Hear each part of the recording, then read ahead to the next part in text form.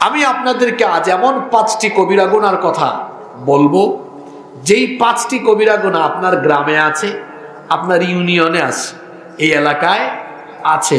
আমরা অবচেতন মনে, অনুভূতিহীন হয়ে প্রতিনিয়ত এই গুনাহগুলো করে নিজেদেরকে যেন আমরা স্ব ইচ্ছায় জাহান্নামের দিকে ঠেলে দিচ্ছি। আল্লাহ তাআলা বলছেন, যে সকল কবিরা গুনাহ থেকে তোমাদেরকে নিষেধ করা হয়েছে, সেই সকল কবিরা গুনাহ থেকে যদি তোমরা নিজেদেরকে বিরত রাখতে পারো, তাহলে তোমাদের সগীরা গুনাহ যদি হয়েও যায়, নেক আমলের মাধ্যমে সেগুলোকে যিনি মাফ করে দিবেন, গলার আওয়াজ বড় করে সবাই বলেন, তিনি কে? আল্লাহ।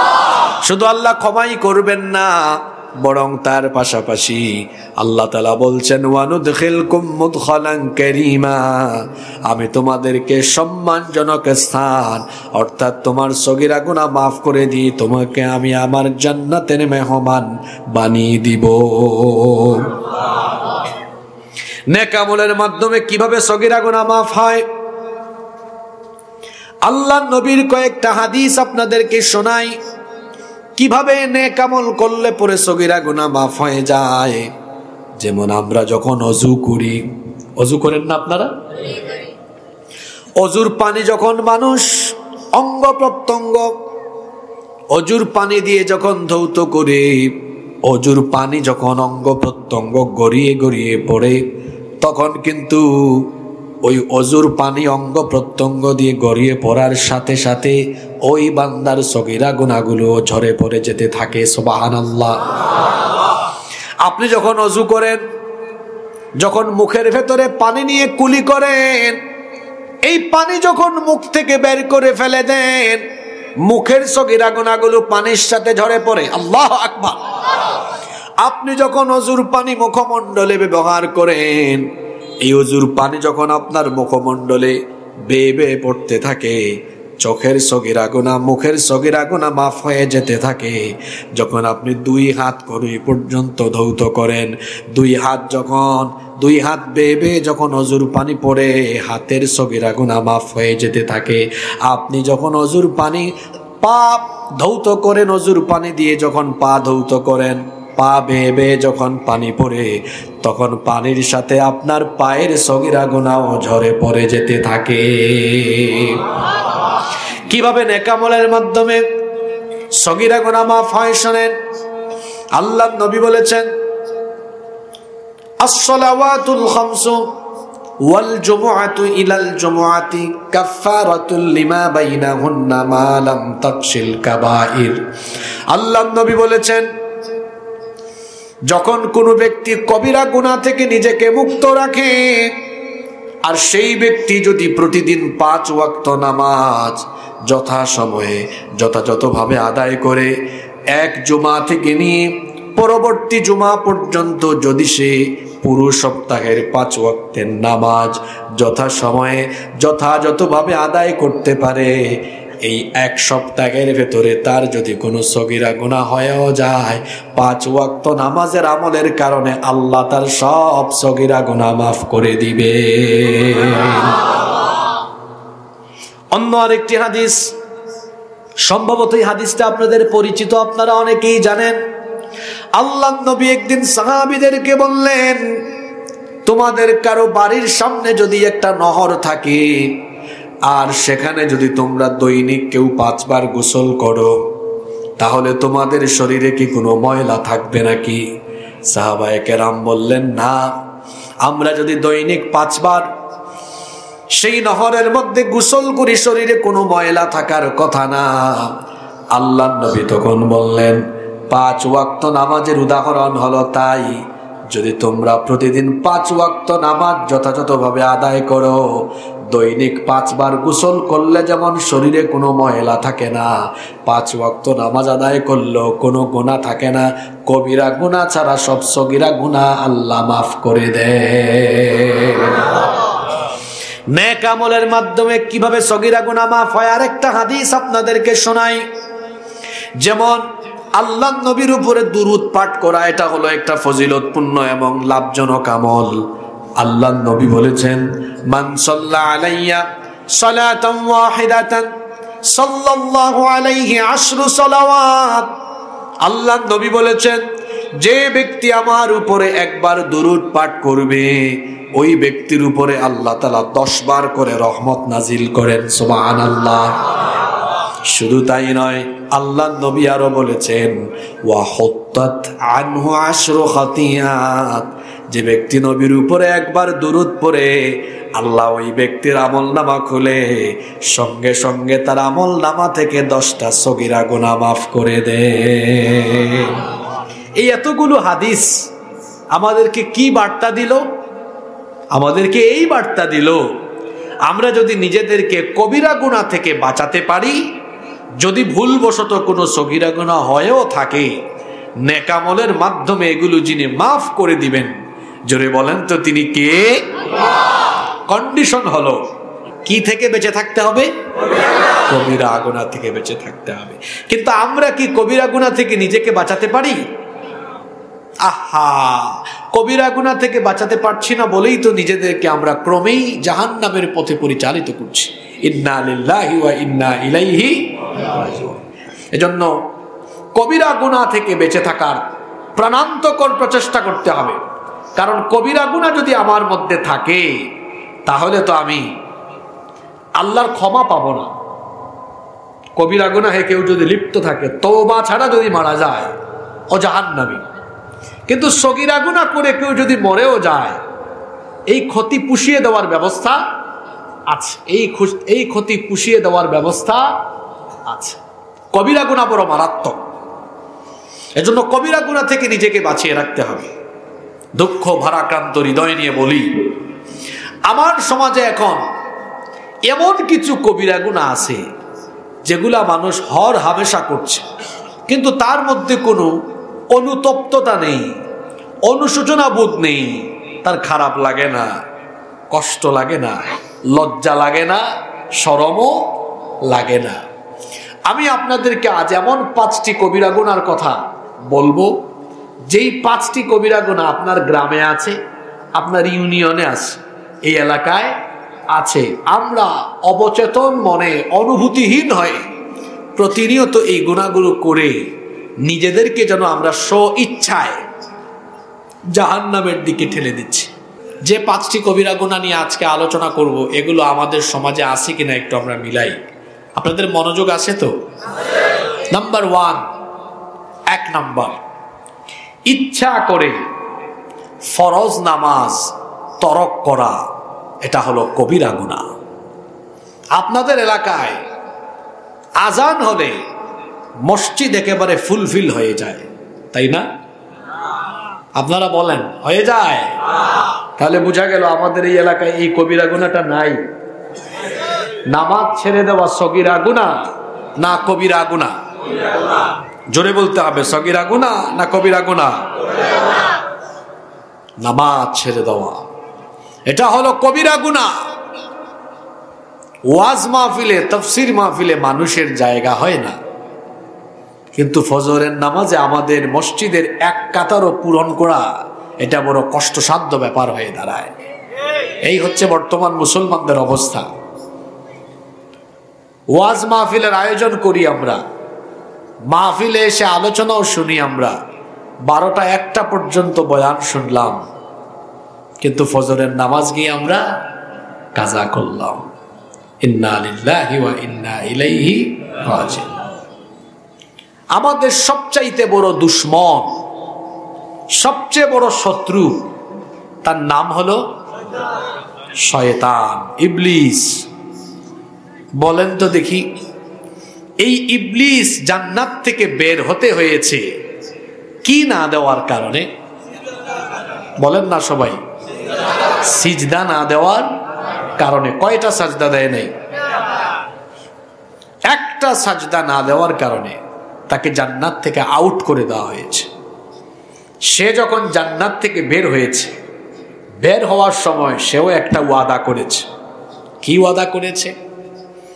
আমি সাজদা দিলাম না বলে আমাকে জান্নাত থেকে বের করে দিয়েছো, এখন দেখব যে আদমের কারণে আমাকে জান্নাত থেকে বের করে দিয়েছো, সেই আদম এবং আদমের সন্তানরা তোমার হুকুম কেমনে মানে আমিও এটা দেখে নিব।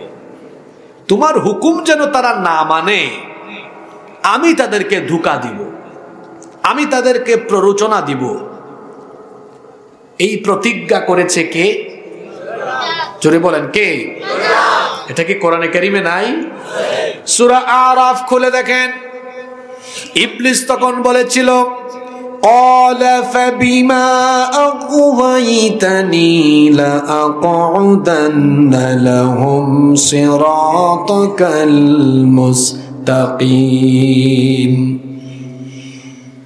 যে আদমের কারণে তুমি আমাকে জান্নাত থেকে বের করে দিয়েছো, সেই আদম এবং তার বংশধরদেরকে সোজা পথে চলতে, দ্বীনের পথে চলতে বাধা দেওয়া, এটাই হবে আমার প্রধান কাজ।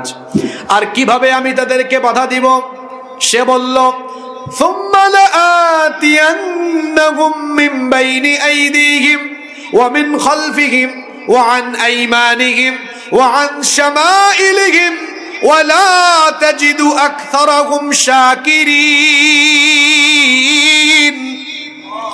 আমি এদেরকে সামন থেকে, পিছন থেকে, ডান দিক থেকে, বাম দিক থেকে, সব দিক থেকে প্রতারণার জাল বিস্তার করে আমি এদেরকে তোমার নাফরমান বান্দা বানিয়ে ছাড়বো। এই ওয়াদা করেছে শয়তান। করার পরে সে কি বসে আছে না প্রতিনিয়ত কাজ করছে? একটা সাজদা দেয় নাই, এজন্য সে জান্নাত থেকে বের হয়েছে। তার প্রথম টার্গেট হলো, প্রথম লক্ষ্য উদ্দেশ্য হলো আপনিও যেন আল্লাহকে সাজদা না দেন। এই লক্ষ্যে সে কাজ করবে। কেমনে আপনাকে সাজদা দেওয়া থেকে দূরে রাখবে? সাজদা দেওয়ার জায়গা হলো নামাজ। জোরে বলেন তো সাজদা দেওয়ার জায়গা কি? আরো জোরে বলেন সাজদা দেওয়ার জায়গা কি? ইবলিস সাজদা দেয় নাই, এজন্য সে জান্নাত থেকে বের হয়েছে। আপনার ব্যাপারে ইবলিসের টার্গেট হলো, আপনার ব্যাপারে ইবলিসের প্রতিজ্ঞা হলো, যে করেই হোক, যেমনে হোক, সেভাবে আপনাকে সে বেনামাজি বানাবে। এটা তার টার্গেট। শয়তান কখন হাসে আর শয়তান কখন কাঁদে শুনেন আল্লাহর নবীর হাদিস থেকে শোনেন।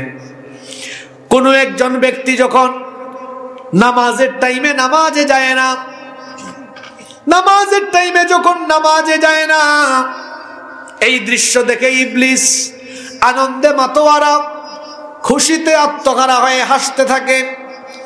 আর কোন ব্যক্তি যখন ইবলিসের ধোঁকায় না পড়ে আল্লাহর গোলাম হয়ে নামাজের টাইমে নামাজ আদায় করে ফেলে, এটা দেখে ইবলিস মনের বেদনায়, মনের ব্যথায় তখন অস্থির হয়ে পড়ে। তখন ইবলিস ওই ব্যক্তির কাছ থেকে দূরে যায়। দূর থেকে এই ব্যক্তির নামাজের সাজদার দৃশ্য দেখে ইবলিস তখন কাঁদতে থাকে। আমরা নামাজে দাঁড়ালে আল্লাহকে সাজদা দিলে ইবলিস হাসে না, কাঁদে? শুনেন আল্লাহর নবী কি বলেছেন এই ব্যক্তিকে দেখে, সাজদা দেখে, ইআতাজালা শাইতানু ফায়াবকি ওয়া ইয়াকুল, ইবলিস ওই ব্যক্তির কাছ থেকে দূরে চলে যায়, কাঁদতে থাকে আর বলতে থাকে, উমিরা ইবনু আদম বিসসুজুদ, আদম সন্তানকে সাজদা দেওয়ার আদেশ দেওয়া হয়েছে। ফাসাজাদা ফালাহুল জান্নাহ, অতঃপর সে আল্লাহর হুকুম মোতাবেক, আল্লাহর হুকুম মেনে সাজদা দিয়ে সে তার জন্য জান্নাত হাসিল করে ফেলেছে। আল্লাহু আকবার। ওয়া উমিরতু বিসসুজুদ, আর আমাকেও সাজদার ব্যাপারে আদেশ করা হয়েছে। ফাআবাইতু, আমি সেই আদেশ অস্বীকার করেছি, অমান্য করেছি। ফালিন্নার, এজন্য আমি জাহান্নামের জন্য ফিক্সড হয়ে গিয়েছি। এই হাদিস আমাদেরকে বার্তা দিল, আমরা যখন নামাজে দাঁড়াই, আমরা যখন আল্লাহকে সাজদা দেই, এটা দেখার পরে ইবলিস কাঁদে। আর আমরা যখন নামাজে যাই না, ইবলিস তখন হাসে। এবার বলেন তো খোটাখালীর মানুষ, আপনারা কি নামাজের টাইমে ইবলিসকে হাসাবেন না কাঁদাবেন? কিরে যুবক ছেলেরা, তোমাদের ব্যাটারি ফিউজ হয়ে গেল নাকি? যুবকের আওয়াজ তো দেখি বুড়া মানুষের চাইতে আরো সাংঘাতিক হয়ে গেল। আমরা কি নামাজের টাইমে, আচ্ছা দেখি হাদিসটা কেমন করে শুনলেন, একটু টেস্ট হয়ে যাক। আমরা নামাজে না গেলে শয়তান কি করে? হ্যাঁ, আর নামাজে গেলে শয়তান। নাও টেক ইউর ডিসিশন। এখন আপনি সিদ্ধান্ত নেন আপনি কোনটা করবেন। আমরা কি প্রতিদিন নামাজের টাইমে মিস্টার ইবলিসকে হাসাবো না কাঁদাবো? আসলে কি কাঁদাবেন নাকি আবেগের ঠেলায় বলে ফেলছেন? ইবলিসকে হাসাবেন না কাঁদাবেন? জোরে হাসাবেন না কাঁদাবেন? ইবলিসকে কাঁদাতে চাইলে নামাজের টাইমে ফজরে ঘুমায় থাকবো? আহা, আমরা ইবলিসকে প্রতিদিন কিভাবে খুশি করি বলি? 5 ওয়াক্ত নামাজে। আমি বলা লাগবে না, ওই জাতীয় কবি খুব সুন্দর বলেছেন। কি বলেছেন? ঘুমাইয়া কাজা করেছ ফজর, তখনও জাগনি যখন জোহর, হেলায় খেলায় কেটেছে আসর, মাগরিবের ওই শুনিয়া যান, এখনো জামাতে হওরে শামিল, এখনো এর সাথে আছে স্থান, বাজিছে দামামা বাদরে আমামা, শির উঁচু করি মুসলমান, দাওয়াত এসেছে নয়া জামানার, ভাঙা কেল্লায় ওরে নিশান। এজন্য আমাদের প্রত্যেকের স্বভাব চরিত্র এই কবিতার প্রতিটি লাইনে উঠে এসেছে। কবি কি সুন্দর করে বলেছেন, ঘুমাইয়া কাজা করেছ ফজর। আমাদের ফজর তো ঘুমাতে ঘুমাতে চলে যায়, আমাদের ঘুম ভাঙে না। আহা, আমরা যে ফজরের টাইমে ঘুমিয়ে থাকলাম, জুহরের সময় আমার হায়াত থাকবে, এর কি কোনো নিশ্চয়তা আছে? আমাদের জীবন তো হলো এমন, এর নাই কোনো ওয়ারেন্টি, নাই কোনো গ্যারান্টি, যে কোনো সময় এই জীবন শেষ হয়ে যেতে পারে। আমার যুবক ভাইয়েরা ভাবছেন, হুজুর আমি কি এত তাড়াতাড়ি মরবো? আমার বয়স তো কম, 18, 20, 21, 22, 23, আমি কি এত তাড়াতাড়ি মরে যাব? আমার ভাইয়েরা, মৃত্যু এমন একটি বিষয়, এটা সিরিয়াল মেনটেন করে হয় না। Keep in your mind, there is no serial of death. মৃত্যুর কোনো সিরিয়াল নাই। এমনও হতে পারে এই গ্রামের 80 বছরের চাচা বেঁচে থাকবেন, আর 17 বছরের যুবক ছেলে কালকে তার জানাজা হতে পারে। এই যে আমরা ফজরের টাইমে ঘুমিয়ে থাকলাম, জোহরের আগে তো আমাদের জানাজা রেডি হওয়ার সম্ভাবনা নাই তো? জোরে বলেন, কেমন করে ঘুমাও তুমি, কেমন করে ঘুমাও তুমি, ফজর করে কাজা, এমন তো হতে পারে জোহরে জানাজা। হতে পারে না? তো ফজরে ঘুমিয়ে থাকলেন কেন? আর জোহরে তো আপনি আপনার অফিসে, আপনার প্রতিষ্ঠানে কাজে কর্মের ব্যস্ততায় নামাজ বাদ দিয়ে ফেলেছেন। আসরের সময় কেউ ঘুমিয়ে থাকে, কেউ খেলাধুলায় থাকে। মাগরিব আর এশার নামাজ চলে যায় আড্ডা দিতে দিতে, তামাশা করতে করতে। এইভাবে যে আপনার জীবন চলে যাচ্ছে, একদিন কিন্তু এই জীবন শেষ হবে। এই এলাকার কবরস্থান ভিজিট করে দেখেন, আগে যারা পৃথিবীতে এসেছেন কেউ নাই, সবাই চলে গিয়েছেন। একদিন আমিও চলে যাব, আপনিও চলে যাবেন। চোখেরই পলকে তুমি হতে পারো লাশ, চিরতরে বন্ধ হবে তোমার নিঃশ্বাস। চোখেরই পলকে তুমি হতে পারো লাশ, চিরতরে বন্ধ হবে তোমার নিঃশ্বাস। হবে এলান তোমারি নাম মসজিদের মাইকে, হবে এলান তোমারি নাম মসজিদের মাইকে। বাড়িওয়ালা নাই রে বাড়ি, নাই রে দুনিয়াতে, বাড়িওয়ালা নাই রে বাড়ি, নাই রে দুনিয়াতে। বাড়িওয়ালা নাই রে বাড়ি, নাই রে দুনিয়াতে। বাড়িওয়ালা নাই রে বাড়ি, নাই রে দুনিয়াতে। বাড়ি থাকবে, বাড়িওয়ালা থাকবে না। এই জীবনে তো আপনি থাকবেন না। এত নামাজ কাজা করছেন, কিভাবে আল্লাহর সামনে দাঁড়াবেন? আপনার তালাবদ্ধ অন্তরকে কি আপনি খুলবেন না? আপনার ঘুমন্ত বিবেক কি জাগ্রত হবে না? এই যে প্রতিদিন 5 ওয়াক্ত নামাজ আপনি ছেড়ছেন, আপনি ছেড়ে দিচ্ছেন, একটু কি অনুশোচনা আপনার মধ্যে কাজ করে না? একটুও কি আপনার খারাপ লাগে না? মুসলমান হিসাবে কি আপনার একটুও লজ্জা লাগে না? আপনার কি একটু দুঃখ লাগে না? এই যে 5 ওয়াক্ত নামাজ আপনি ছেড়ে দেন, আদায় করেন না, আপনার কি একটুও কষ্ট লাগে না? আপনি কি এতটাই ফিলিংলেস, অনুভূতি শূন্য হয়ে গেলেন? একদিন যে মরবেন এটা কি মাথায় নেই? এটা কি স্মরণে নেই? নাকি এটাও ভুলে গিয়েছেন? আপনি তো অমর থাকবেন না, আপনি চলে যাবেন। মৃত্যু হচ্ছে আপনার জীবনের চরম বাস্তবতা। ইটস ইউর ফাইনাল ডেস্টিনেশন, এটা আপনার চূড়ান্ত গন্তব্য। আপনি রেহাই পাবেন না। No one can escape from that. মৃত্যু থেকে কেউ পালিয়ে বাঁচতে পারবে না।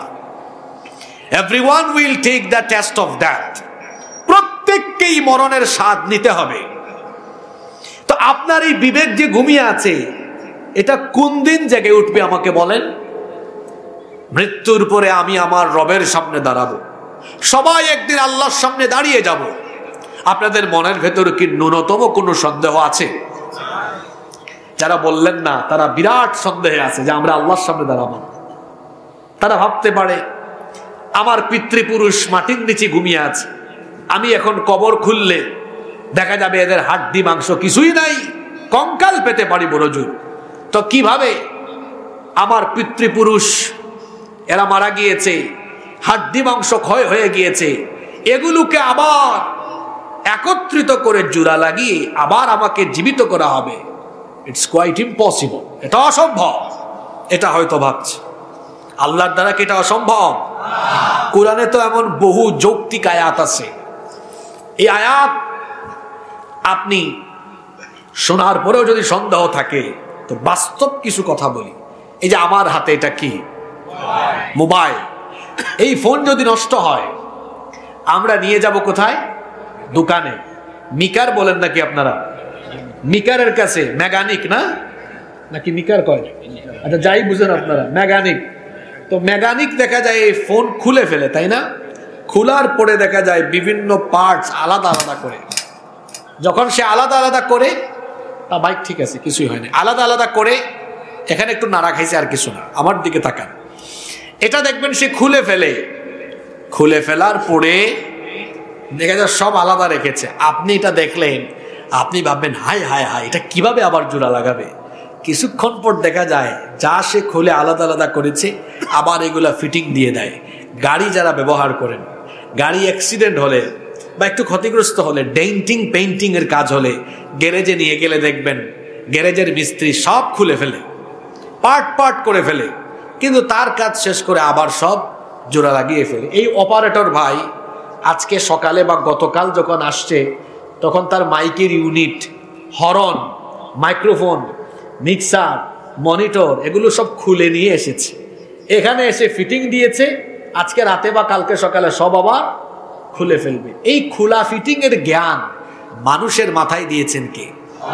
তো আল্লাহর দেওয়া জ্ঞান ব্যবহার করে মানুষ যদি বিরাট বিরাট জিনিস আছে, যেমন বিমান, আপনারা দেখবেন ঢাকা এয়ারপোর্টে গেলেও দেখবেন যে সেখানে পার্কিং এ বিমানের অনেক পার্টস খুলে কাজ চলতেছে। এত বড় একটা বাহন, এত বড় একটা উড়োজাহাজ, এটার পার্টস খুলে আবার মানুষ জোড়া দেয়। এর মাথায় এই জ্ঞান দিয়েছেন কি? আল্লাহর দেওয়া জ্ঞান ব্যবহার করে মানুষ যদি খোলা ফিটিংস দিতে পারে তো জ্ঞানদাতা মহান আল্লাহ, তিনি বুঝি আপনার দুর্বল 3.5 হাত শরীরের হাড্ডি গুড্ডি মাংস সব খুলে খুলে ক্ষয় হয়ে পড়ে গেলে তারপরে এগুলা ফিটিংস দিয়ে আবার আপনারে জীবিত কইরা বিচারের সম্মুখীন করতে পারবেন না? জোরে বলেন পারবেন কিনা? এই বিশ্বাস আছে? সেই দিন দাঁড়াতে হবে আপনাকে, নো ডাউট অ্যাবাউট ইট, এতে কোনো সন্দেহ নাই। একদিন আপনি আপনার মালিকের সামনে দাঁড়াবেন। সেই দিন বিচার দিবসে আল্লাহ তাআলা আপনাকে প্রথম যে আমল সম্পর্কে প্রশ্ন করবেন, সওয়াল করবেন, কোশ্চেন করবেন। বলেন তো সেই প্রথম প্রশ্নটি কোন ইবাদতের ব্যাপারে? এখানে ওয়াজ আর কি করবো, তারা সবাই ওয়াজ জানে, আমল করে না। বুখারী শরীফের হাদিস, আল্লাহর নবী বলেছেন ইন্না আউওয়ালা মা ইউহাসাবু বিহিল আবদু ইয়াউমাল কিয়ামাতি মিন আমালিহি সালাতি। আল্লাহর নবী বলেছেন নিশ্চয়ই কিয়ামতের ময়দানে কাছ থেকে আল্লাহ প্রথম যে জিনিসের হিসেব চাইবেন সেটা হলো বান্দা নামাজ তুমি ঠিক মতো আদায় করেছো কিনা। মান আকামাস সালাতা ফাকাদ আকামাদ-দ্বীন, যে ব্যক্তি নামাজ কায়েম করলো সে যেন দিন কায়েম করলো। সুবহানাল্লাহ। নামাজ কায়েমের ভেতরে দিন কায়েমের শিক্ষাও আছে। আমাদের নামাজ নাই, আজকে নামাজ নাই, নামাজের কোনো খবর নাই। আমার নবীর মসজিদ, মসজিদে নববী, এই যুগে এখন গেলে দেখবেন কত সুন্দর, কত লাক্সারিয়াস, কিন্তু নবীজির যুগে মসজিদে নববীর ছাদ ছিল খেজুর পাতা দিয়ে ছাউনি করা, নিচে কোনো টাইলস ছিল না, কোনো কার্পেট ছিল না। আল্লাহ নবীর মসজিদ ছিল কাঁচা, কিন্তু মুসল্লি ছিল পাকা। আজান হয়ে গেলে মসজিদ ফিল আপ হয়ে যেত, জায়গা হতো না। নবীজির মসজিদ ছিল কাঁচা, মুসল্লি ছিল পাকা। আর এখন ১৫০০ বৎসর পরের উম্মতের অবস্থা হলো এমন, মাসাজিদুহুম মামিরা ওয়া হিয়া খারাবুম মিনাল হুদা। মসজিদ হয়েছে চাকচিক্যময়, কিন্তু হয়েছে হেদায়াত শূন্য। এখন আমাদের মসজিদগুলো পাকা, কিন্তু মুসল্লির অভাবে আমাদের মসজিদ পড়ে থাকে ফাঁকা। মুসল্লি নাই, মুসল্লি নাই। এই মুসল্লিকে আবার এই মুসলমানকে জিজ্ঞেস করেন জান্নাত চাও কিনা, সবার আগে হাত তুলে জোর গলায় বলবে আমি জান্নাত চাই। সে জান্নাত চায়, জান্নাতে যেতে চায়, কিন্তু নামাজে যেতে চায় না। যে ঈমান তাকে নামাজে আনতে পারে না, এই ঈমান তাকে জান্নাতের কাছেও নিতে পারবে না।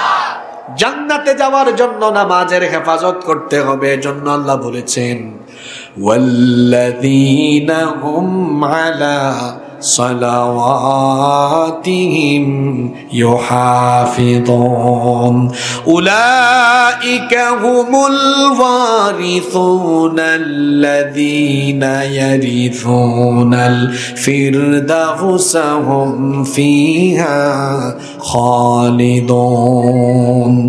৫ ওয়াক্ত নামাজের হেফাজত করবে যারা, আল্লাহর বানানো সবচাইতে সেরা জান্নাত জান্নাতুল ফেরদাউসের মেহমান হয়ে যাবে তারা।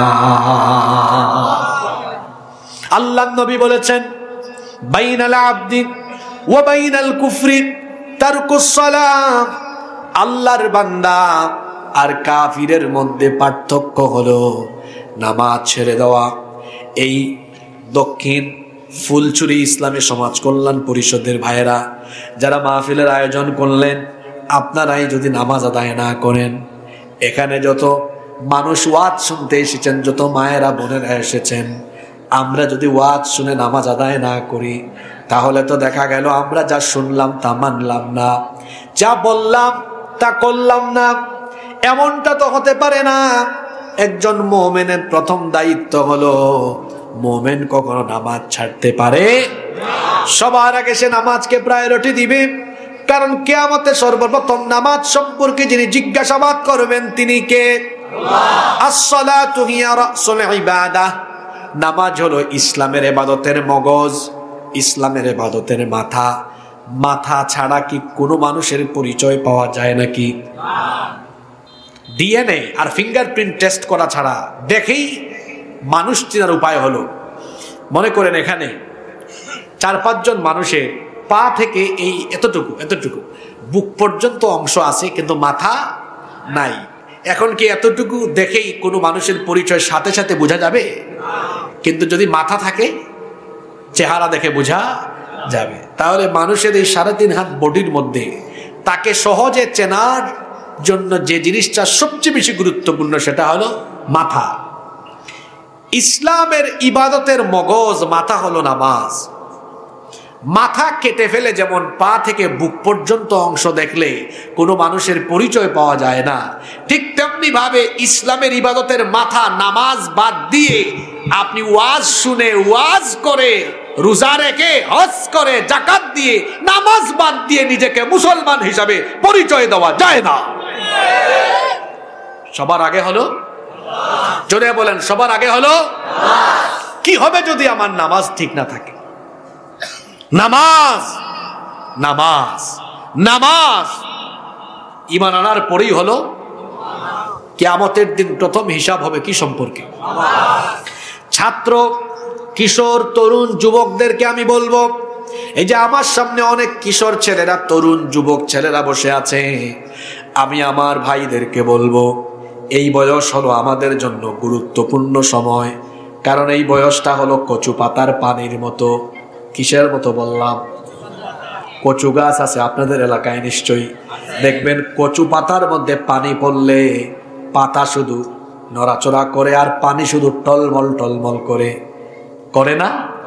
কচু পাতায় থাকা পানি যেমন যে কোনো মুহূর্তে পড়ে যেতে পারে, এই তরুণ যুবকদের বয়সটা হলো এমন। আমাদের চারপাশে আছে আমাদের চরিত্র নষ্টকারী অনেক উপাদান। আমরা যদি একটু গাফেল হই, এই চরিত্র নষ্টকারী বিভিন্ন উপাদান, যেমন মোবাইলের অপব্যবহার, মাদক, জুয়া, জিনা, ব্যভিচার, এইসব জিনিস যদি কোনো একটা আমাকে গ্রাস করে ফেলে, কচু পাতার পানি যেমন হঠাৎ করে পড়ে যেতে পারে, আমার যৌবনও হঠাৎ করে নষ্ট হয়ে যেতে। আমার এই গুরুত্বপূর্ণ সময়, এই কিশোরকাল, তরুণকাল, যৌবনকাল আমি কিভাবে হেফাজত করব? আমি আমার ভাইদেরকে বলবো, আজান হয়ে গেলে আমি সবার আগে নামাজে চলে যাব। কারণ আল্লাহ গ্যারান্টি দিয়েছেন, ইন্নাস সালাতা তানহা আনিল ফাহশাই ওয়াল মুনকার। কেউ যদি নামাজ যথাসময়ে যথাযথভাবে আদায় করে, নামাজের হেফাজত করে, তাহলে অশ্লীল মন্দ কাজ থেকে এই নামাজের মাধ্যমে আল্লাহ তাকে হেফাজত করবেন। সুবহানাল্লাহ। দেখবেন নামাজি ছেলেদের অন্তরে এক ধরনের ভয় আছে। রাস্তা দিয়ে একটা মেয়ে হেঁটে যায়, তাকাবে না, আমি তো নামাজে যাই, মানুষ কি বলবে। একটা নামাজি ছেলে মেয়েদেরকে ডিস্টার্ব করে, এই ভয়ে বা এই লজ্জায় হলেও মেয়েদেরকে ডিস্টার্ব করবে না। নামাজ আদায়ের কারণে দেখা যাবে সমাজে অনেক অন্যায় হবে, কোথাও গান বাজনা হবে, যাবে না। মানুষ তো আমাকে বলবে নামাজেও যায়, গানেও যায়, লজ্জার কারণে যাবে না। এজন্য আমি আমার ছাত্র ভাইদেরকে, তরুণ ভাইদেরকে, যুবক ভাইদেরকে বলি, বিশেষ করে আমার মনে হয় এখানে ছাত্র বেশি। ছাত্র বেশি না? দেখি ছাত্র কে কে? মাশাআল্লাহ, আমি খুব খুশি হয়েছি, হাত নামাও তোমরা। তোমাদেরকে বলে যাই আজকে, এই যে এশান নামাজের জামাতে তোমরা অনেকে যাও না। তোমরা মনে করো এশান নামাজের জামাতে যদি আমি যাই, আধা ঘন্টা সময় শেষ হয়ে যাবে, পড়ার সময় নষ্ট হয়ে যাবে। এটা হলো শয়তানের ধোঁকা। আধা ঘন্টা সময় যদি যায়, পড়ার সময় নষ্ট হবে না, বরং আমার পড়ালেখায় বরকত এবং মেধা যিনি বাড়িয়ে দিতে পারেন তিনি কে? নামাজগুলো জামাতে আদায় করতে হবে। দেখবে যে সকল ছেলেরা জামাতে নামাজ আদায় করে, এরা অত্যন্ত মেধাবী হয়। মেধাবী ছেলেরা দেখবেন যারা নামাজি, তারা অত্যন্ত মেধাবী হয়। ফজরের আজান হয়েছে নামাজে, জোহর আজান হয়েছে নামাজে, আসর, মাগরিব, এশা, প্রতিটি নামাজ জামাতের সাথে ছাত্ররা আদায় করবা। কারণ একা একা নামাজ আদায় করলে নামাজের হক আদায় হয় না। জামাতে নামাজ আদায় করলে 27 গুণ বেশি সওয়াব পাওয়া যায়। সুবহানাল্লাহ। এজন্য আমি আমার ছাত্র ভাইদেরকে বলবো, তরুণ যুবক ভাইদেরকে, আমার বাবাদেরকে, চাচাদেরকে, মা বোন সবাইকে বলবো, সবাই নামাজের ব্যাপারে সচেতন হয়ে যাবেন। কারণ ইচ্ছে করে নামাজ ছেড়ে দেওয়া, এটা সগীরা গুনাহ না কবিরা গুনাহ? আমরা কি বেনামাজি হয়ে মরতে চাই, না নামাজি হয়ে মরতে চাই? সালাত কায়েম করো, সালাত কায়েম করো, হবে সম্মানী তুমি, হবে জান্নাতি তুমি, দেবে কাল হাসরে শীতল ছায়া আরশে আযীম। রব্বিয়াল আলা, রব্বিয়াল আযীম, রব্বিয়াল আলা, রব্বিয়াল আযীম। দেখি তো আজকের একটা গুরুত্বপূর্ণ হাদিস আমরা মনে রাখতে পেরেছি কিনা। আমরা নামাজে না গেলে শয়তান, হ্যাঁ, আর নামাজে গেলে শয়তান, এই খুঁটাখালিতে শয়তানকে কাঁদাতে কাঁদাতে খুঁটাখালি থেকে শয়তানকে আউট করে দিব আমরা। রাজি আছেন? নামাজের টাইমে সবাই আমরা সব কাজ ফেলে নামাজে যাব। কারা কারা রাজি আছেন হাত তুলে? মাশাআল্লাহ, মাশাআল্লাহ। আল্লাহ সবাইকে কবুল করেন। তাইলে আজকে 5টা কবিরা গুনাহ নিয়ে আমরা আলোচনা করছি। তার মধ্যে প্রথম একটা কবিরা গুনার কথা বললাম, ইচ্ছা করে নামাজ ছেড়ে দেওয়া, এটা কবিরা গুনাহ। আমরা নামাজ আর ছাড়বো না। আল্লাহ আমাদেরকে 5 ওয়াক্ত জামাতে নামাজ আদায়ের তৌফিক দাও। নাম্বার 2, আপনাদের কষ্ট হচ্ছে নাকি? পরবর্তী পয়েন্টগুলো আরো চমৎকার। আপনার বলছি না, আপনার এলাকার সাথে মিলবে, আলোচনা হওয়া দরকার, বাস্তব ভিত্তিক। আবার আমাদের দেশে যা চলতেছে এখন এগুলোও আসবে একটু পরে ইনশাআল্লাহ। 2 নাম্বার, আমাদের সমাজে প্রচলিত আমাদের দেখা আরেকটি কবিরা গুনাহ, সেটা হচ্ছে হারাম খাওয়া, অন্যায় অবৈধ হারাম পথে উপার্জন করে হারাম খাওয়া। এটাও সগীরা গুনাহ না কবিরা গুনাহ? এই যে একটু আগে আমি নামাজের ওয়াজ করলাম, নামাজের কথা বললাম, আমি জামাতে নামাজ আদায় করলাম, বছরে 2-3 বার উমরা করলাম, হজ করে হাজী সাহেব হয়ে গেলাম, যাকাতও দিলাম, তাহাজ্জুদ আদায় করলাম, কিন্তু আমার উপার্জনে হারাম আছে। আমি জমিনে রাইল ঠেলাঠেলি করি, চুরি করি, ডাকাতি করি, দুর্নীতি করি, সুদ খাই, ঘুষ খাই, অন্যায় পথে হারাম পথে উপার্জন করি। আমি অন্যায় পথে, অবৈধ পথে, হারাম পথে উপার্জনের কারণে আমার যত ইবাদত বন্দেগি আমি করি, সকল ইবাদত বন্দেগি যিনি বরবাদ করে দিবেন তিনি কে? সব ইবাদত বন্দেগি বরবাদ, বাতিল, রিজেক্ট করে দেওয়া হবে। কি কারণ? হারাম খাওয়ার কারণে। কিসের কারণে? আপনাদের কি কষ্ট হচ্ছে নাকি? আমি যে কথাগুলো শুরু থেকে এখন পর্যন্ত বলতেছি এগুলা কমন না আনকমন? কমন। কমন সমস্যা নিয়ে আলোচনা হবে।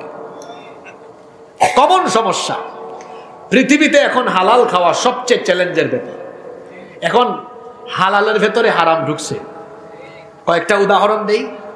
আপনি চাকরি করেন, মনে করেন ভালো প্রতিষ্ঠান, সেখানে কোনো খারাপ কাজ হয় না, ভালো প্রতিষ্ঠান, তো আপনার চাকরি আর চাকরির উপার্জন এটা হালাল না হারাম? হালাল। কিন্তু আপনার গাফলতির কারণে এটা হারাম হয়ে যেতে পারে। কিভাবে? আপনার উপর অর্পিত দায়িত্ব সঠিকভাবে পালন করেন না, ডিউটির টাইমে ডিউটি করেন না, ফাঁকিবাজি করেন, প্রতারণা করেন। চাকরিটা ছিল হালাল, কিন্তু ছলচাতুরির আশ্রয় নিয়ে উপার্জন বানিয়ে ফেললেন। দেখেছেন কারবার? এজন্যই বলেছি এখন হালাল খাওয়া সবচাইতে বড় চ্যালেঞ্জের ব্যাপার। আপনি একটা ইন্ডাস্ট্রি, একটা ফ্যাক্টরিতে জব করেন, আপনার টাকা, আপনার উপার্জন, বেতন ছিল হালাল, কিন্তু ডিউটি হলো 9টায়, আপনি যান 10টায়, তারপর গিয়েও ফাঁকিবাজি করেন। ছিল এটা হালাল, বানায় ফেলছেন। আপনি স্কুল কলেজ ইউনিভার্সিটিতে চাকরি করেন, দেখা যায় ক্লাসের টাইমে যান না, 10 মিনিট লেট করে যান, ফাঁকিবাজি করেন, অনুমতি ছাড়া, ছুটি ছাড়া ক্লাস না করাইয়া বেতন খাচ্ছেন। এটা তো ছিল হালাল, বানাই ফেলছেন কি? দেখছেন কারবার? হালালে ঢুকে যাচ্ছে। এইটা কি? এটা প্রাণ কোম্পানির কোনো কিছু আপনারা খাবেন না, এটা কাদিয়ানীদের পণ্য। এই প্রাণ পানি দিয়ে পেশাবের পরে পানি খরচ করাও ঠিক হবে না, এটা কাদিয়ানির পণ্য। কাদিয়ানিরা কাফের, এদেরকে যারা কাফির বলে না তারাও তো কাদিয়ানির পণ্য পয়সা দিয়ে কিনে। কাদিয়ানিদেরকে আমরা ধনী করব? তাহলে প্রাণ কোম্পানির কোনো কিছু আপনারা আর কিনবেন না। রাজি আছেন? আচ্ছা, তা আমি যে জায়গায় ছিলাম ওখানে আবার ফিরে যাচ্ছি। আমার হালাল উপার্জন আমার অসতর্কতার কারণে হারাম হয়ে যেতে পারে। আমি ব্যবসা করি, আমার একটা দোকান আছে, আমি ব্যবসা করি। আহাল্লাল্লাহুল বাইআ ওয়া হাররামার রিবা। আল্লাহ তো ব্যবসাকে হালাল করেছেন আর সুদকে হারাম করেছেন। আমি ব্যবসা করছি হালাল কাজ, কিন্তু আমি কি করলাম? মিথ্যা বললাম। ভাই আপনারা খুব ভালো লাগছে, কসম আল্লাহর, কিনা দামে দিয়ে দিলাম। এটা একটা কমন ডায়লগ না? আমি একদিন একজনকে এরকম ধরছি, বললাম ভাই আপনি আমাকে কিনা দামে যদি দিয়ে দেন আর এরকম যদি দৈনিক কয়েকজনকে দেন, তা আপনার এই দোকান ভাড়া, তারপরে এখানে কারেন্ট বিল, অন্যান্য খরচ, এগুলো কে দিবে? এখন আর কিছু বলে না। বললাম খবরদার এটা বলবেন না, আপনি এভাবে বলেন আপনাকে ভালো লেগেছে, আমি আপনাকে কিছুটা কমায়া আরো দিব, কিন্তু আল্লাহর কসম কেনা দামে দিয়ে দিলাম। ব্যবসাটা ছিল হালাল, মিথ্যা বলে উপার্জনকে বানিয়ে দিলেন হারাম। তারপরে ধোঁকাবাজি করছেন, উপরে পচা মাছ,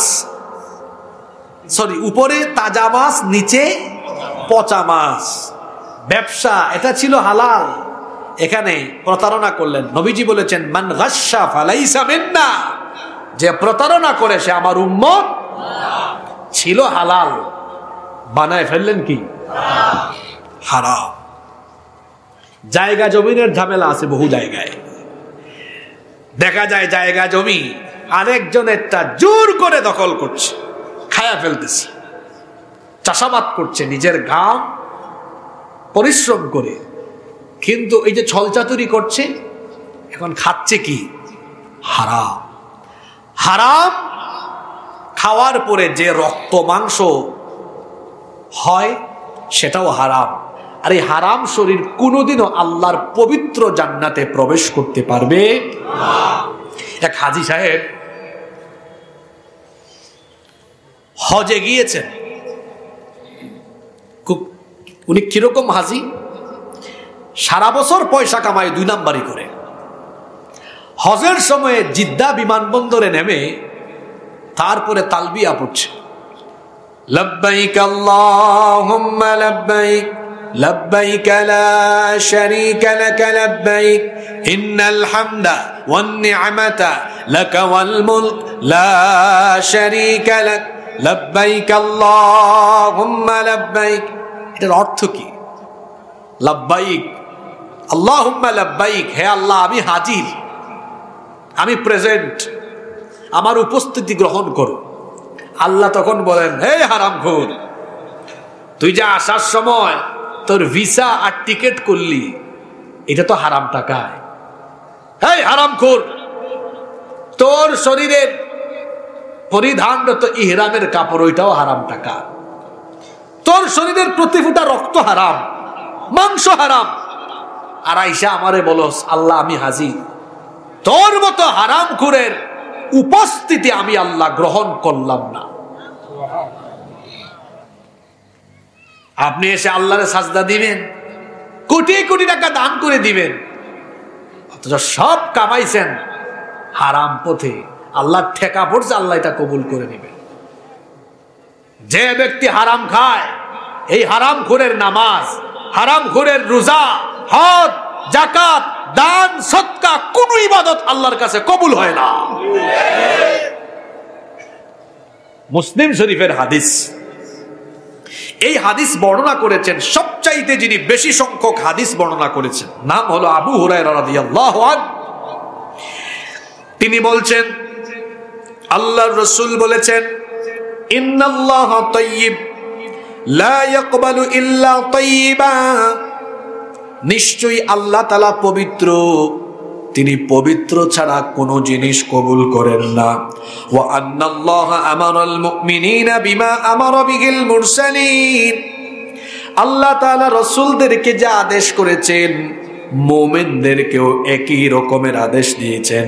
সুম্মা যাকারার রাজুল, এরপরে আল্লাহর নবী এমন এক ব্যক্তির কথা বললেন, ইউতিলুস সাফার, যে ব্যক্তি লম্বা সফর করছে, আশআথা আগবারা ইয়ামুদ্দু ইয়াদাইহি ইলাস সামা, যেই ব্যক্তি হলো এমন যে ধুলাবালি যুক্ত শরীর এবং উস্কো খুস্কো চুল, এই ব্যক্তি সফর করছে আর এক সময় আসমানের দিকে 2 হাত উঁচু করে দিয়ে দোয়া করা আরম্ভ করেছে। আল্লাহর নবী বলছেন এই ব্যক্তি 2 হাত তুলে আল্লাহর কাছে দোয়া করে, অথচ সে হলো এমন এক মানুষ মাতআমুহু হারাম ওয়া মাশরাবুহু হারাম ওয়া মালবাসুহু হারাম ওয়া গুযিয়া বিল হারাম। আল্লাহর নবী বলেছেন তার খাবার যেটা খায় ওইটা হারাম খায়, তার পানীয় যেটা খায় ওইটাও হারাম খায়, সে যে পোশাক পরিধান করেছে ওইটাও হারাম টাকার, এমনকি তার শরীরের প্রতি ফোঁটা রক্ত এবং মাংস ওইটাও হারাম। সব কিছু হারাম খেয়ে হারাম ভক্ষণ করে তারপরে 2 হাত তুলেছে। আল্লাহর নবী বলেন এই ব্যক্তি 2 হাত তুলে আল্লাহর কাছে যতই চাক না কেন তার কোনো দোয়া আল্লাহ কবুল করবেন না। তাহলে আমার ইবাদত বন্দেগী, এই যে প্রথম পয়েন্ট আমি নামাজের কথা বললাম, আমার নামাজ অথবা অন্যান্য যে কোনো ইবাদত বন্দেগী আল্লাহ তাআলার কাছে কবুলযোগ্য হিসাবে পেশ করার জন্য শর্ত হলো হালাল খাওয়া। শর্ত হলো কি খাওয়া? হারাম খাওয়া যাবে না। কারণ হারাম খাওয়া সগীরা গুনাহ না কবিরা গুনাহ?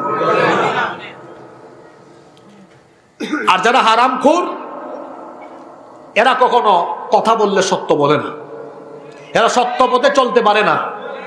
আজকে হারামখোররা বিভিন্ন মসজিদ কমিটি পর্যন্ত দখল করে আছে।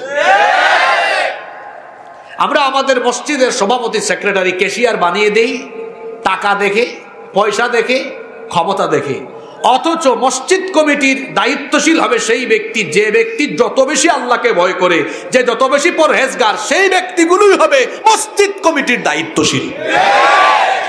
দেখা যায় টাকা আছে, পয়সা আছে, বানায় দিয়েছে, আর টাকা তো কামাইতেছে একদম দুই হাত দিয়ে, হালাল হারামের কোনো বাস বিচার। আর যে মসজিদগুলোতে, মসজিদ কমিটিতে হারামখোর থাকে, আমি বলে গেলাম ওই মসজিদের মিম্বর থেকে কোনোদিনও হকের আওয়াজ উচ্চারিত হবে না। আল্লাহর নবী বলেছেন, ইন্না মিন আশরাতিস সাআহ, নিশ্চয়ই কিয়ামতের একটা আলামত হলো উলুউন আহলুল ফিসকি ফিল মাসাজিদ। কিয়ামতের আগে শেষ জামানায় মসজিদে পাপাচারীদের গলার আওয়াজ বড় হয়ে যাবে। খতিব সাহেব, ইমাম সাহেবের আওয়াজ ছোট। সুদের বিরুদ্ধে, ঘুষের বিরুদ্ধে, কোনো কিছুর বিরুদ্ধে, দুর্নীতির বিরুদ্ধে, ফেরাউনের বিরুদ্ধেও বলতে পারে না, কয় হুজুর এই ওয়াজ বাদ দেন। ফেরাউনের প্রতি তার এত দরদ হলো এই কারণে, তার নাম ফেরাউন না ঠিক আছে, কিন্তু কাজ কারবার সব ফেরাউনের মতো করে। দেখেন নাই গত 15 বছর নমরুদের ওয়াজ ফেরাউনের ওয়াজ করলো, মাহফিলে হামলা। গত বছর আমি এক জায়গায় সূরা কসাস থেকে আলোচনা করছি, 4 নম্বর আয়াত থেকে, ইন্না ফিরআউনা আলা ফিল আরদি ওয়া জাআলা আহলাহা শিয়া। এই আয়াতের তাফসীর শুরু হয়েছে, আমাকে সভাপতি টুকেন দিয়েছে, লেখা দয়া করে রাজনৈতিক বক্তব্য দিবেন না, আর বিষয়টা চেঞ্জ করে একটু নামাজ রোজার ওয়াজ করলে ভালো হয়। আমি বললাম, ভাই ওয়াজ হয় ফেরাউনের, আর খারাপ লাগে আপনার?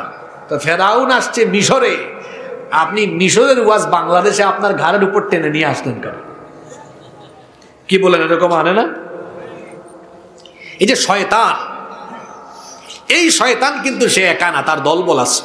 আপনাদের ঠোঁটের আগায় মুখস্থ সূরা এটা, আল্লাযী ইউওয়াসউইসু ফি সুদুরিন নাস মিনাল জিন্নাতি ওয়ান নাস। মানুষের অন্তরে ওয়াসওয়াসা দানকারী শয়তান দুই জাতি থেকে, মিনাল জিন্নাতি ওয়ান নাস। ইবলিস তো জিন জাতির, আবার নাস মানুষের ভেতরেও শয়তান আছে।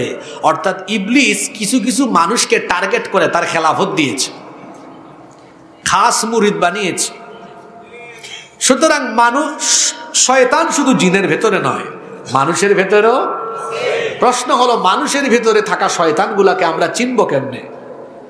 যেই ব্যক্তি মানুষ হলেও কাজ কারবার সব শয়তানের আঞ্জাম দেয়, সেই ব্যক্তি হলো মানুষের সুরত ধারণকারী আস্ত একটা শয়তান। এইরকম শয়তান তো খোটাখালিতে নাই। নাই মানে সব জায়গায় শয়তান। বলছিলাম হারাম, হারাম খাওয়া যাবে না। আজকে মহিলা প্যান্ডেলও আছে। মা বোনদেরকে একটা বিষয় আমি অনুরোধ করতে চাই, শুধুমাত্র আপনাদের সচেতনতার কারণে আপনার ঘরের পুরুষরা কিন্তু হালাল পথে থাকায় উদ্বুদ্ধ হতে পারে। সেটা কিভাবে? আপনি আপনার হাজব্যান্ডকে বলতে পারেন, দেখো প্রিয়তম স্বামী আমার, তুমি যেটাই করছো হালাল পথে করো, হালাল উপার্জন খাও, হালাল উপার্জন করো, আমাদেরকে হালাল খাওয়াও, কারণ আমরা জাহান্নামে যেতে চাই না। এটা বললে দেখা যাবে পুরুষ মানুষ রিল্যাক্স থাকবে। ঘরের ভেতরে দামি দামি আসবাবপত্র আর গহনা দিয়ে ঘরটাকে সুখী করা যায় না, বরং রহমত থাকলে, বরকত থাকলে ঘরটা সুখী হয়ে যায়। আর রহমত আর বরকত আসে কখন? ঘরের ভেতরে হালাল থাকে যখন। হারামে কোনো আরাম পাওয়া যায় না। হারামখোররা হারাম উপায়ে উপার্জিত সম্পদ ভোগ করতে পারে না। এটা হলো পৃথিবীর চরম বাস্তবতা। যারা হারাম পন্থায় সম্পদ কামায়, এই সম্পদ তারা ভোগ করতে পারে না। আপনাদের চোখে আঙ্গুল দিয়ে দেখাই একটু, এই যে 5 আগস্টের পরে দেখেন নাই বাংলাদেশ থেকে হারামখোরের দল জামাতের সাথে পালিয়েছে, এত চুরি করেছে, এই চুরি করা কত সম্পদ পড়ে আছে, কিছুই ভোগ করতে পারে না। হারাম পথে উপার্জন করবেন, এই সম্পদগুলো শেষ বয়সে আল্লাহ এমন এমন কঠিন রোগ দিবে, মাউন্ট এলিজাবেথে গিয়ে গিয়ে খরচ করতে হবে। হারামে কোনো আরাম পাওয়া যায় না, হারাম খাওয়া যাবে না, কারণ হারাম খাওয়া হলো অন্যতম একটি মারাত্মক কবিরা। কষ্ট হচ্ছে আপনাদের? নাম্বার 3 নম্বর কবিরা গুনাহ হলো অন্যায়ভাবে রক্তপাত করা। অন্যায়ভাবে কি করা? রক্তপাত করা। অন্যায়ভাবে কোনো মানুষের শরীর থেকে রক্ত ঝরানো, এটা কি সগীরা গুনাহ না এটা কবিরা গুনাহ? খবরদার, খবরদার, অন্যায়ভাবে যেন কোনো মানুষের শরীর থেকে আমি রক্ত না ঝরাই, আমি যেন কোনো মানুষকে অন্যায়ভাবে মেরে না ফেলি। কারণ একজন মানুষের জীবনের মূল্য, হাদিসে এসেছে, আল্লাহর নবী বলেছেন, আল্লাহর পবিত্র ঘর কাবা শরীফের চাইতে একজন মানুষের জীবনের দাম অনেক বেশি। আল্লাহু আকবার। কাবা শরীফের চাইতেও একজন মানুষের জীবনের দাম অনেক বেশি। এমনকি একজন মানুষের দাম, একজন মানুষের জীবনের মূল্য সারা দুনিয়ার থেকেও বেশি। আল্লাহ তাআলা কোরআনে কারিমে বলেছেন, আল্লাহ তাআলা কোরআনে কারিমে বলেছেন,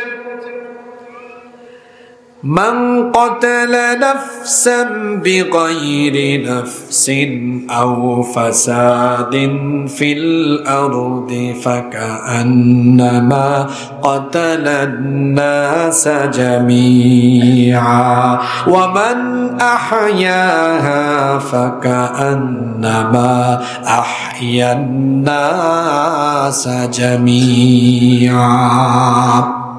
অন্যায়ভাবে যে একজন ব্যক্তিকে হত্যা করলো, অন্যায়ভাবে যে নিরপরাধ একজন মানুষকে হত্যা করলো, সেই একজন মানুষের খুনি নয়। আল্লাহ বলেছেন সারা দুনিয়ার সকল মানুষকে খুন করা যে অপরাধ, একজন মানুষকে খুন করা হলো সমান অপরাধ। যে ব্যক্তি একজন মানুষকে অন্যায়ভাবে খুন করলো, সে যেন সারা দুনিয়ার মানুষকেই হত্যা করলো। আর যে একজন মানুষের জীবন বাঁচালো, সে যেন সারা দুনিয়ার মানুষের জীবন বাঁচিয়ে দিল। মানুষ খুন করা, এটা যেন এই বাংলাদেশে এখন একটা কমন চিত্র হয়ে গিয়েছে। সাইফুল ইসলাম আলিফ, ইসকনের দুষ্কৃতিকারীরা আমার ভাইকে কোর্ট প্রাঙ্গণে দিনের আলোতে কুপিয়ে কুপিয়ে হত্যা করেছে। এই সন্ত্রাসী গোষ্ঠী ইসকনকে রাষ্ট্রীয়ভাবে অবশ্যই নিষিদ্ধ করতে হবে। বৈষম্য বিরোধী ছাত্র আন্দোলনের এক ছাত্রকে গতকাল চট্টগ্রামে নাকি জবাই করা হয়েছে, চট্টগ্রামে জবাই করা হয়েছে। গতকাল আমাদের প্রিয় একটি জামাত, তবলিগ জামাতের ভাইদের উপরে ভোরবেলা ওই যে সাতপন্থী লোকেরা তাদের উপরে সন্ত্রাসী কায়দায় হামলা করে 3 জন ভাইকে নির্মমভাবে হত্যা করেছে। চিন্তা করেছেন? তবলিগের একটা উসুল হলো ইকরামুল মুসলিমিন, মুসলমানকে সম্মান করা, তাকে প্রাধান্য দেওয়া। তবলিগ জামাতকে আমি অত্যন্ত পছন্দ করি। বাংলাদেশের লোকজন, এদের ব্যাপারে আমার যতটুকু এই কম বয়সে স্টাডি, এখানে আমার বাপের সমান বহু মানুষ আছেন, আমার বিশ্বাস তারাও আমার সাথে একমত হবেন। বাংলাদেশের 100-তে 90 জন মা বুঝে না জেনে যাচাই বাছাই না করে কথাবার্তা বলে, আল্লাহ ফালাফি করে বেশি। এরকম আছে না? তবলিগ জামাতকে আমি ছোটকাল থেকে পছন্দ করি।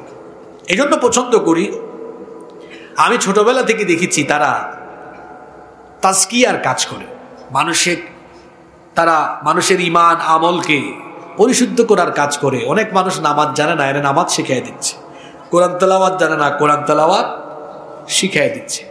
তারা হয়তো রাষ্ট্রীয়ভাবে দিন প্রতিষ্ঠার কাজ করে না, কিন্তু ব্যক্তি সংশোধনের কাজ তারা করে। সেই জন্য দ্বীনের যে কোনো কাজ যারা আঞ্জাম দেয় আমরা তাদেরকে পছন্দ করি, আর রাষ্ট্রীয়ভাবে যারা দ্বীন কায়েমের আন্দোলন করে তাদেরকে আমরা আরো বেশি মহব্বত করি।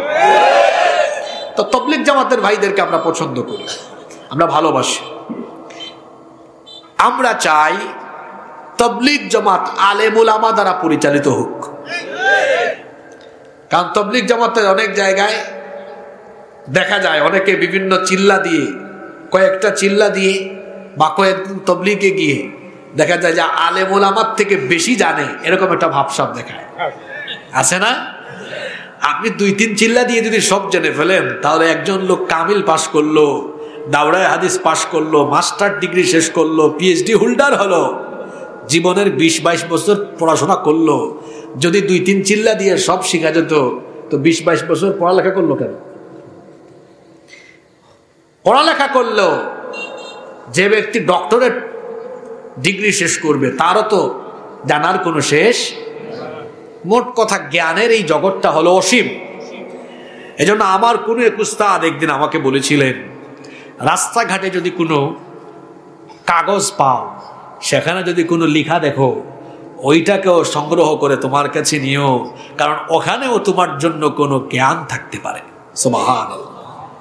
শেখার কোনো কি নেই, শেষ নেই।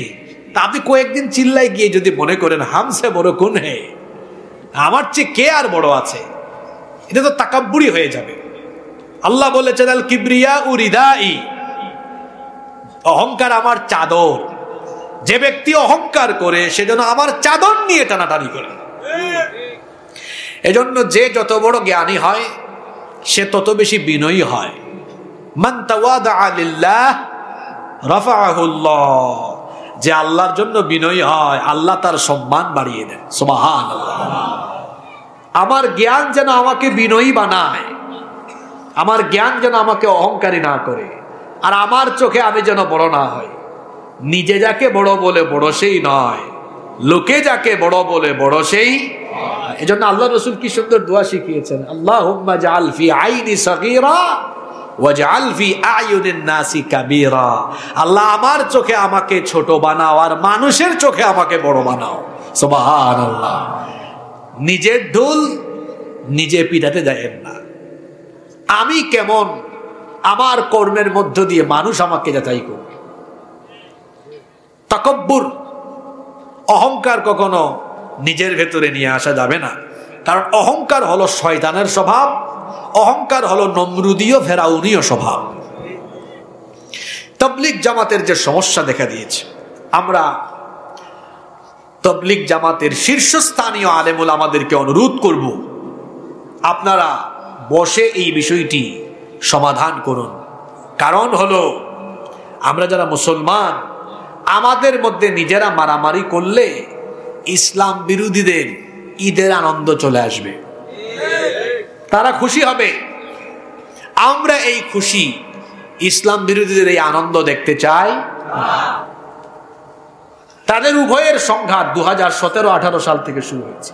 গতকাল আমি ফেসবুকে লিখেছিলাম যে ইজতেমা বন্ধ করে দেওয়াই উত্তম, কারণ বিশৃঙ্খলা, হানাহানি, ঝগড়া, খুন এটা দাওয়াতি প্ল্যাটফর্মের কাজ হতে পারে না। আরে বাপরে বাপ, এত আক্রমণাত্মক ভাষায় মন্তব্য, এত আক্রমণাত্মক ভাষায় কমেন্ট, আমি বড় অবাক হয়ে গেলাম যে বললাম কি আর বুঝলো কি। আমি তো বন্ধ করে দেওয়া উত্তম বলেছি, এটার অনেক কারণ আছে। আপনার দেশ, আমি এটা প্রায় সময় বলি, আমাদের দেশের হুজুররা পলিটিক্যালি এখনো শিশু বাচ্চা, রাজনৈতিক ভাবে এখনো শিশু বাচ্চা। এক ফেরাউন গিয়েছে, মাত্র কয়েক মাস হয়েছে। আপনি নিজে নিজেই যদি এমন এমন কাজ করেন, তাহলে তো দেশ বিদেশি শত্রুদেরকে আপনি দেশের বিরুদ্ধে ষড়যন্ত্র করার জন্য নিজেই আপনি আরো এগিয়ে দিলেন। আমার দেশের স্বাধীনতা, সার্বভৌমত্ব এখন হুমকির সম্মুখীন, কারণ পরাজিত এবং পালিয়ে যাওয়া শক্তি আর তাদের দাদা বাবুরা কিন্তু বসে নাই, একটার পর একটা ষড়যন্ত্র তারা করছে। এই সময় আমাদের উচিত ছিল সকল জায়গা থেকে আমাদেরকে সচেতন থাকা, এমন কোনো কাজ আমাদের মধ্য থেকে না হওয়া যেটার কারণে আমাদের দেশের স্বাধীনতা, সার্বভৌমত্ব, ইসলাম আর মুসলমানদের ক্ষতি সাধিত হয়। তাবলীগ জামাতের কাজ চলছে, চলুক, আমরা এটা বন্ধ হোক চাই না, কিন্তু ইজতিমা নিয়ে প্রতি বছরই কম বেশ মারামারি হচ্ছে, আপনারা দেখতেছেন না? আপনারা এটা বসে সমাধান করে, কেউ সাতপন্থী আর কেউ জুবায়ের পন্থী। আপনাদেরকে সাতপন্থী আর জুবায়ের পন্থী হতে কে বলেছে? মুসলমান হবে কোরআন হাদিস পন্থী, ইসলাম পন্থী। মুসলমান হবে একমাত্র আল্লাহ আর রসুল পন্থী। আমি একজন আলেমের কথা ততক্ষণ শুনবো যে আলেম আমাকে কোরআন সুন্নাহ অনুযায়ী যতক্ষণ কথা বলবে তার কথা শুনবো। কোন আলেম যদি কোরআন সুন্নাহর বাহিরে আমার উপর কিছু চাপিয়ে দেয়, তার কথাবার্তাকে আমি বঙ্গোপসাগরে নিক্ষেপ করব। আমরা ব্যক্তি পূজারী নই, আমরা দল পূজারী নই, আমরা ব্যক্তি পূজারী নই, নেতা পূজারী নই। একমাত্র অন্ধ আনুগত্য একজনের করা যায়, তিনি হচ্ছেন মুহাম্মাদুর রাসূলুল্লাহ সাল্লাল্লাহু আলাইহি ওয়াসাল্লাম।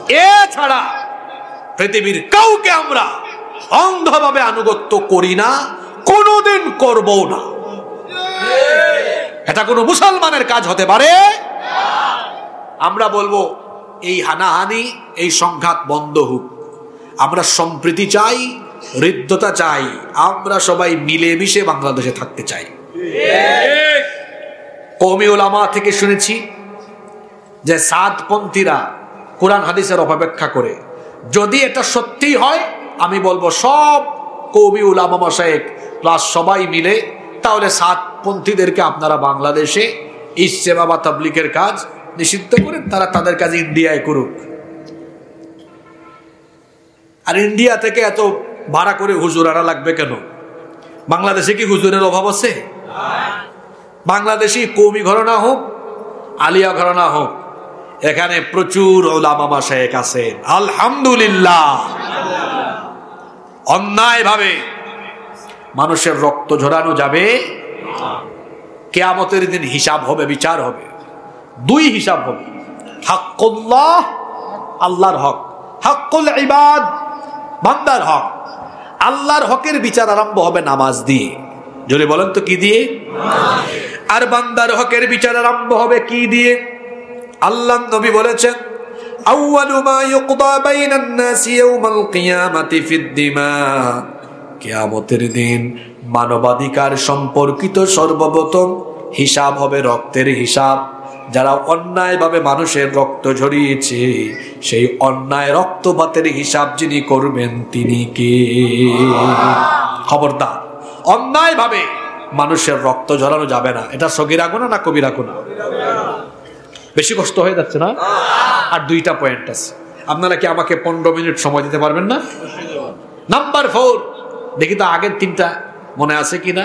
1 নাম্বার, 2 নাম্বার হারাম খাওয়া, 3 নাম্বার অন্যায়ভাবে রক্তপাত, অন্যায়ভাবে খুন করা। আহারে, অন্যায়ভাবে তো গত 15 বছর শুধু সাধারণ মানুষ নয়, মুসলমানদের অনেক রত্ন, তাদেরকে অন্যায়ভাবে মেরে ফেলা হয়েছে। কোরআনের পাখি আল্লামা সাঈদীকে চিকিৎসার নামে বিষ প্রয়োগ করে তাকে হত্যা করা হয়েছে। ভারতকে খুশি করার জন্য ইসলামী আন্দোলনের শীর্ষ নেতৃবৃন্দকে ফাঁসি দিয়ে হত্যা করা হয়েছে। ভারতকে খুশি করার জন্য সালাউদ্দিন কাদের চৌধুরী, ইলিয়াস আলীকে হত্যা করা হয়েছে।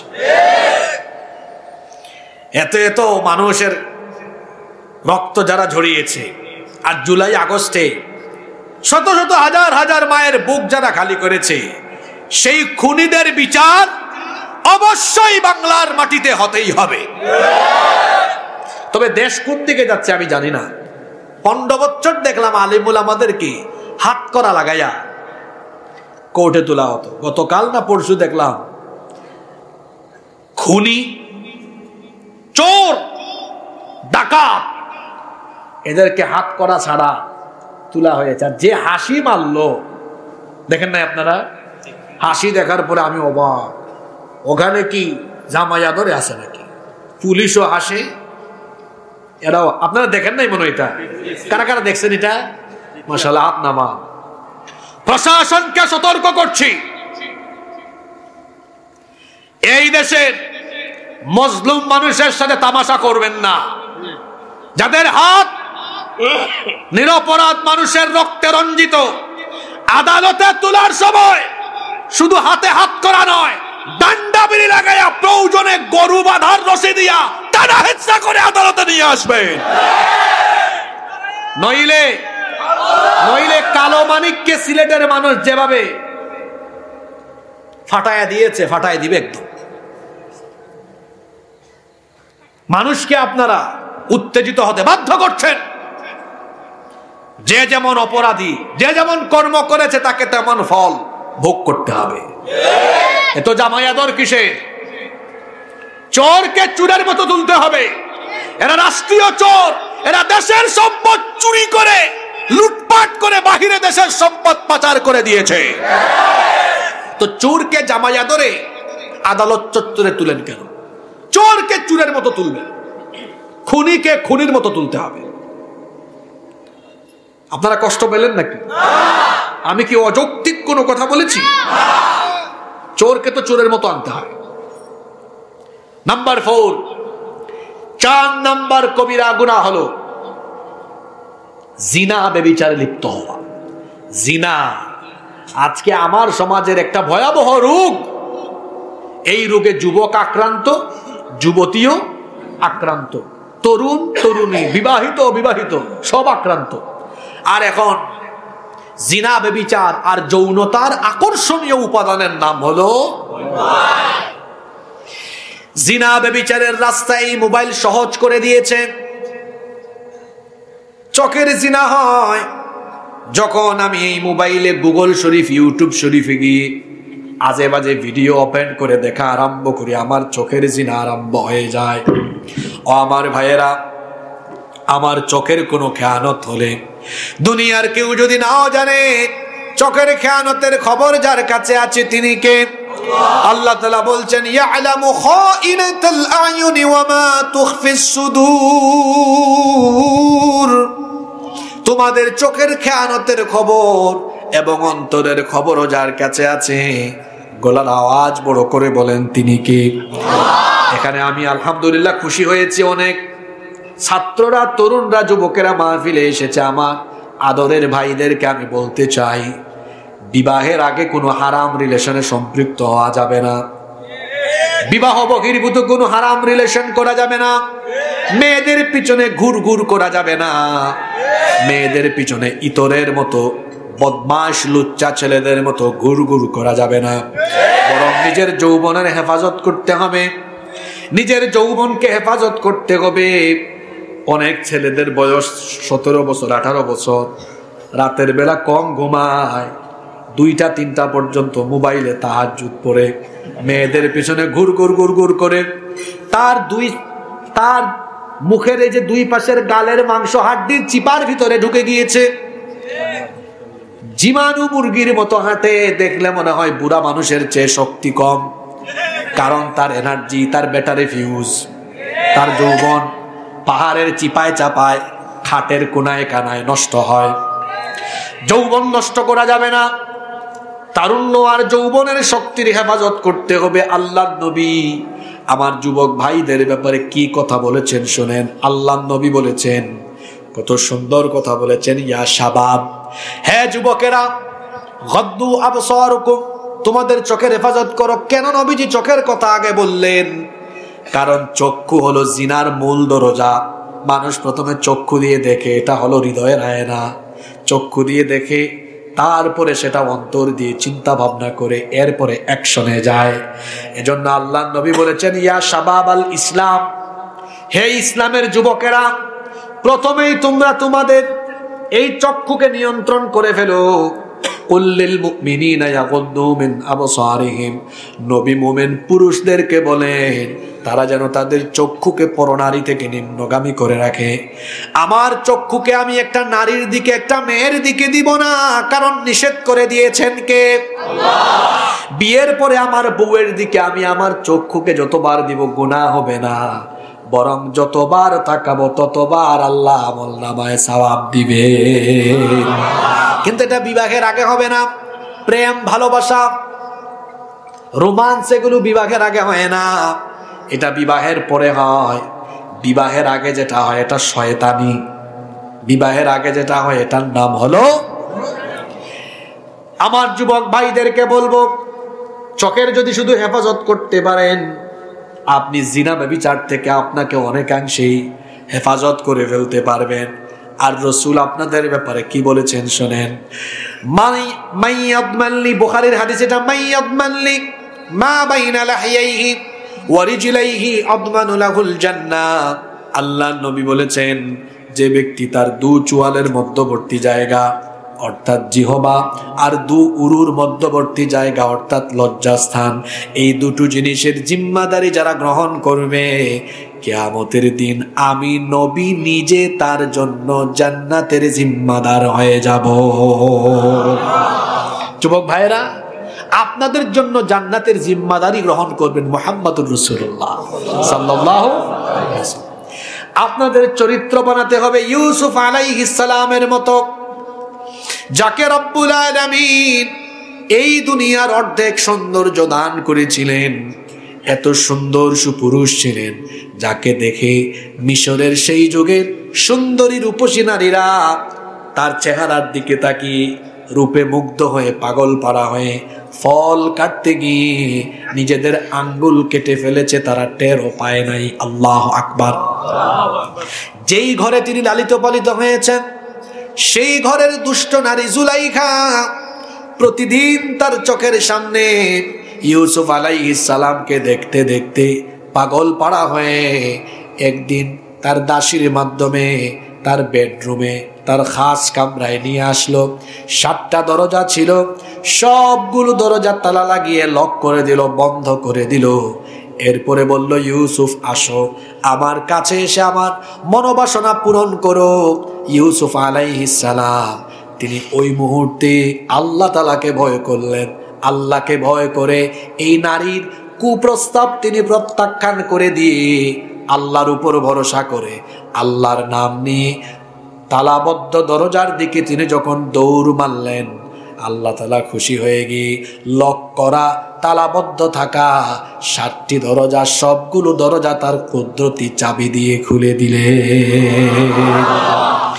আমার তরুণ যুবক ছাত্র ভাইদের চরিত্র হওয়া দরকার এমন, যারা কলেজে পড়াশোনা করো, ইউনিভার্সিটিতে পড়াশোনা করো, শোনো, যদি এই ছাত্র বয়সে তুমি কোনো মেয়ের পিছনে ঘুরঘুর করো, তোমার কেরিয়ার নষ্ট হয়ে যাবে, তোমার জীবন ধ্বংস হয়ে যাবে।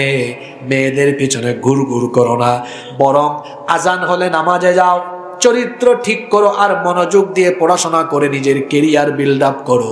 যদি তোমার চরিত্র ভালো হয়, যদি তোমার কেরিয়ার সুন্দর হয়, তুমি মেয়েদের পিছনে ঘোরা লাগবে না। দেখবা হাজার হাজার সুন্দরী মেয়ের বাপ তোমার কাছে মেয়ে বিয়ে দেওয়ার জন্য তোমার পিছনে ঘুরঘুর ঘুরঘুর করবে। তো যুবক ভাইরা বলেন, আপনারা ঘুরবেন না ঘুরাবেন? আওয়াজ তো হইল না, কে রে, এখানে কি প্রেম প্রীতি বেশি চলে নাকি? হ্যাঁ, ঘুরবে না ঘুরাবে? ছাত্রদেরকে বললাম, যুবকদেরকে বললাম, খবরদার আমার ভাই, খবরদার। বিবাহের সময় হয়ে গেলে বিবাহ হবে ইনশাআল্লাহ, কিন্তু হারামে যাওয়া যাবে না। জীবন নষ্ট করে দিও না। আর কষ্ট দিব না আপনাদেরকে। কথায় আছে, শেষ ভালো যার। 5 নম্বর পয়েন্টটা খুবই চমৎকার এবং অতি প্রয়োজনীয়, আর আমাদের সমাজের সাথে মিলে এমন একটা কথা। 5 নম্বর মারাত্মক আর একটি কবিরা গুনাহ হলো মানুষের হক নষ্ট করা। মানুষের কি নষ্ট করা? আমরা প্রতিনিয়ত মানুষের হক নষ্ট করছি, কিন্তু আমাদের মনে কোনো লজ্জা নাই, এজন্য আমাদের কোনো খারাপও লাগে না।